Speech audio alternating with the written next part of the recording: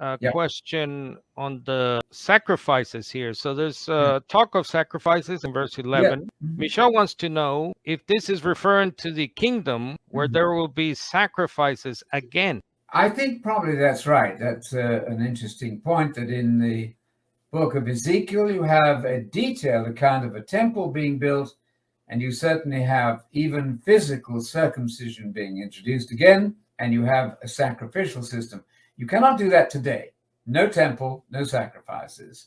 We know that Paul did not insist on physical circumcision at all. So, yes, I think Michelle is right there, that he's referring to the ideal which will be reinstated. I'm not going to explain why. I don't know for sure. It could be that the Israelites never did that well, and therefore God is going to insist that they get that correctly done, and he would insist that in the future. Now, whether that lasts for 1,000 years, I don't know that, but it does appear that there will be physical circumcision even, and Levitical practice of offering sacrifices in a renewed temple, which isn't there now. Yeah, in the passage I cited on Zechariah, it goes on to say actually that the nations, redeemed nations of the world, verse 16 there, regenerated nations, Yes. they will celebrate the Feast of Booths. Look what it says there in verse 18. If the family of Egypt, not the family of Israel, but the family of Egypt, does not go out or enter and keep the feast, then they'll be plagued.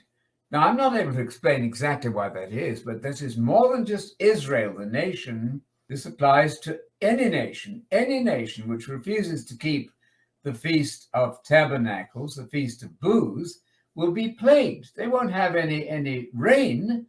They'll be punished until they get the idea. Again, I'm not going to offer an explanation of why that will be, but that's what it says there, so I'll leave it at that point. So we know from Ezekiel that there is a temple, as you say, Anthony. Yep. But for the nations, we have to stress that fact. This is not for the church. This is not for Christians. We have been redeemed. We have been bought by the blood of the Lamb. We are under a different law. Well, yes, we're under the law of Messiah. That's Paul's phrase. And the law of Messiah is the teaching of Messiah. We are not, I repeat, not, and forbidden to be today under the Torah of Moses. That would be to be under the wrong dispensation. It's not going to do you a bit of good to go under the wrong law.